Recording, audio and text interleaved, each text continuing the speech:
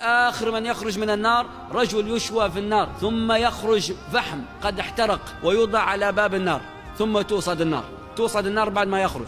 فإذا أصدت هذا الرجل يرى أنه أنعم عليه نعمة ما قبلها ولا بعدها، الناس يعذبون هو طالع برا. فبعد ما يمكث ما شاء الله يرى شجرة تحتها ظل وماء أو شجرتين بينهما ظل وماء، فيقول ربي أوصلني تلك الشجرة أو تلك الشجرتين أستظل بظلها وأشرب من مائها وأبعد عن النار ولا أسألك إلا هذا. فيقول الله: لا عبدي تعطيني العهود والمواثيق ما تسألني إلا هذا؟ قال: أعطيك العهود والمواثيق لا أسألك إلا هذا. فيقول الله الملائكة: خذوه حطوه عند الشجرتين هذه.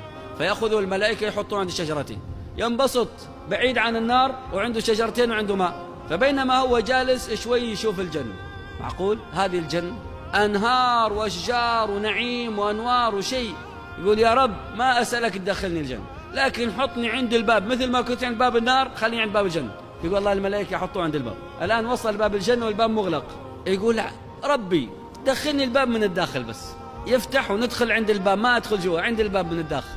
فيضحك الله سبحانه وتعالى منه، يقول: عبدي ما أغدرك، ألم تعطيني العهود والمواثيق لا تسألني إلا هذا؟ قال: بلى يا رب، ولكن لا صبر لي، ما نقدر نصبر وأنا شايف الجنة. فيقول الله له: عبدي أترضى بملكي أن أعطيك في الجنة، ندخلك الجنة ونعطيك مثل ملك من ملوك الدنيا؟ قال: رضيت. قال: عبدي أترضى أن أدخلك الجنة وأعطيك مثل ملك 10 ملوك من ملوك الدنيا؟ قال: أي ربي رضيت. قال: عبدي أترضى أن أدخلك وأعطيك مثل الدنيا كلها منذ خلقت إلى قيام الساعة، كل الدنيا يملكها واحد؟ قال: ربي رضيت.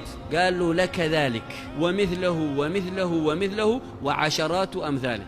كم صار الدنيا؟ كم مرة ملك الدنيا؟ ومثله ومثله، هذا كم صار؟ وعشرات أمثاله. عشرات نكرة في سياق الإثبات تفيد العموم، شوف حددها كم مرة؟ عشرات إلى ما لا حد. هذا أدنى واحد في الجنة، أما أعلى واحد فهذا لا يعلم إلا الله سبحانه.